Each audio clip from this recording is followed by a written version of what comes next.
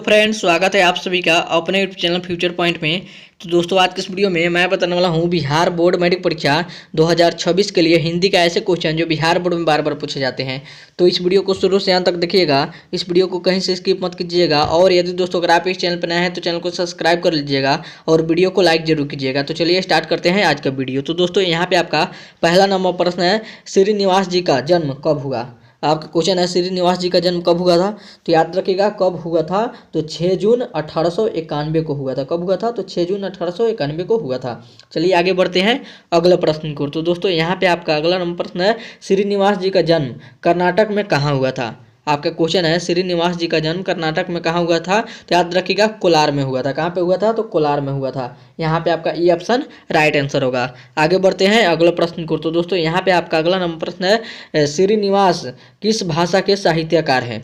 आपका क्वेश्चन है, श्रीनिवास किस भाषा के साहित्यकार हैं। तो याद रखिएगा कन्नड़ भाषा के हैं। किस भाषा के हैं, तो कन्नड़ भाषा के हैं। आगे बढ़ते हैं अगले प्रश्न को। तो दोस्तों, यहाँ पे आपका अगला नंबर प्रश्न है, शहरों में रोज आकर दही देना और महीने बाद पैसे लेने को कहते हैं। तो बताइए कौन कहते हैं। आपका क्वेश्चन है, शहरों में रोज आकर दही देना और महीने बाद पैसे लेने को कौन कहते हैं। तो याद रखिएगा कौन कहते हैं, तो बारी कहते हैं। यहाँ पे आपका बी ऑप्शन राइट आंसर होगा।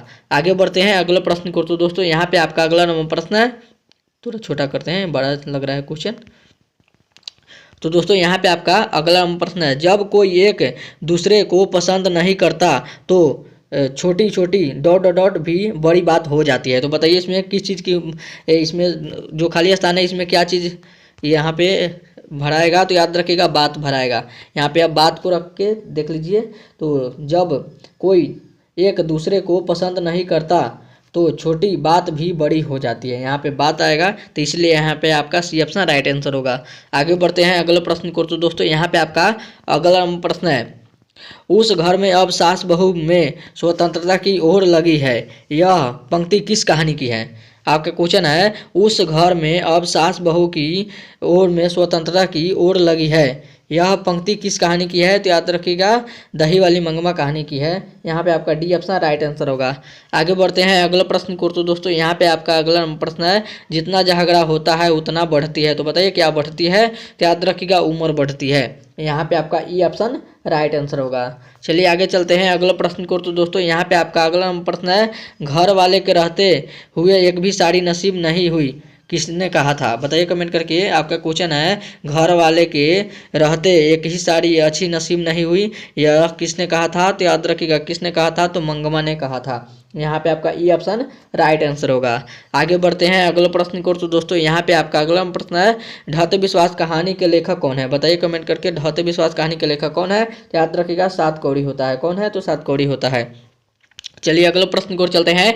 तो दोस्तों, यहाँ पे आपका अगला प्रश्न है, ढाते विश्वास कहानी के मुख्य पात्र कौन है। बताइए कमेंट करके, ढाते विश्वास कहानी के मुख्य पात्र कौन है। तो लक्ष्मी है। कौन है, तो लक्ष्मी है। यहाँ पे आपका ई ऑप्शन राइट आंसर होगा। चलिए आगे चलते हैं अगले प्रश्न की ओर। तो दोस्तों, यहाँ पे आपका अगला प्रश्न है, बाढ़ की समस्या किस कहानी के केंद्र में है। आपका क्वेश्चन है, बाढ़ की समस्या किस कहानी की केंद्र में है। तो याद रखिएगा ढाते विश्वास कहानी के केंद्र में है। यहाँ पे आपका बी ऑप्शन राइट आंसर होगा। चलिए आगे चलते हैं अगले प्रश्न को। तो दोस्तों, यहाँ पे आपका अगला प्रश्न है, लक्ष्मी के पति का नाम क्या है। आपके क्वेश्चन है, लक्ष्मी के पति का नाम क्या है। तो याद रखिएगा लक्ष्मण है। यहाँ पे आपका ई ऑप्शन राइट आंसर होगा। आगे बढ़ते हैं अगले प्रश्न को। तो दोस्तों, यहाँ पे आपका अगला प्रश्न है, लक्ष्मी का पति कहाँ नौकरी करता था। बताइए कमेंट करके, लक्ष्मी का पति कहाँ नौकरी करता था। तो याद रखिएगा कोलकाता में नौकरी करता था। कहाँ पे नौकरी करता था, तो कोलकाता में नौकरी करता था। यहाँ पे आपका डी ऑप्शन राइट आंसर होगा। आगे बढ़ते हैं अगले प्रश्न को। तो दोस्तों, यहाँ पे आपका अगला नंबर प्रश्न है, लक्ष्मी के बड़े लड़के का नाम क्या था। आपके क्वेश्चन है, लक्ष्मी के बड़े लड़का का नाम क्या था। तो याद रखिएगा अच्युत नाम था। क्या नाम था, तो अच्युत नाम था। यहाँ पे आपका ई ऑप्शन राइट आंसर होगा। आगे बढ़ते हैं अगले प्रश्न को। तो दोस्तों, यहाँ पे आपका अगला प्रश्न है, लक्ष्मी के पास कितना जमीन था। आपका क्वेश्चन है, लक्ष्मी के पास कितना जमीन था। तो 1 बीघा जमीन था जो इनका पूर्वज छोड़ के गए थे। यहाँ पे आपका ई ऑप्शन राइट आंसर होगा। आगे बढ़ते हैं अगले प्रश्न को। तो दोस्तों, यहाँ पे आपका अगला प्रश्न है, लक्ष्मी कौन थी। बताइए कमेंट करके, लक्ष्मी कौन थी। तो याद रखिएगा एक दिनहीन महिला थी। कौन थी, तो एक दिनहीन महिला थी। यहाँ पे आपका सी ऑप्शन राइट आंसर होगा।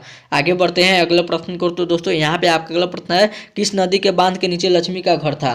आपके क्वेश्चन है कि इस नदी के बांध के नीचे लक्ष्मी का घर था, तो याद रखिएगा देवी नदी के नीचे बांध नदी नीचे लक्ष्मी का घर था। यहाँ पे आपका डी ऑप्शन राइट आंसर होगा।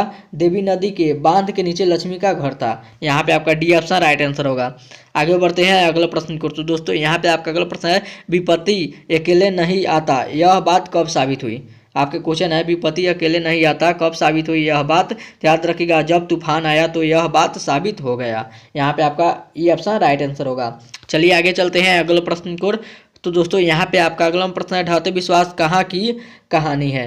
आपके क्वेश्चन है ढाते विश्वास कहाँ की कहानी है, बताइए कमेंट करके। तो याद रखिएगा उड़ीसा की कहानी है। कहाँ की है, उड़ीसा की कहानी है। यहाँ पे आपका सी ऑप्शन राइट आंसर होगा। आगे बढ़ते हैं अगला प्रश्न को। तो दोस्तों यहाँ पे आपका अगला प्रश्न है लोग हाँफते हुए किस ओर दौड़ने लगे। आपके क्वेश्चन है लोग हाँफते हुए किस ओर दौड़ने लगे। तो याद रखिएगा तीले की ओर दौड़ने लगे। किस ओर दौड़ने लगे, तो तीले की ओर दौड़ने लगे। यहाँ पे आपका बी ऑप्शन राइट आंसर होगा। चलिए और यही था आपका वीडियो का लास्ट क्वेश्चन। अब वीडियो यहीं पे खत्म करते हैं। उम्मीद करते हैं वीडियो आप सभी को बहुत ही अच्छा लगा होगा। तो इस वीडियो में जाते जाते इस वीडियो को जरूर एक लाइक कर दीजिएगा और चैनल पर नया है तो चैनल को सब्सक्राइब जरूर कीजिएगा। तब तक मिलते हैं अगले वीडियो में, तब तक bye bye, thank you for watching. मिलते हैं अगले वीडियो में।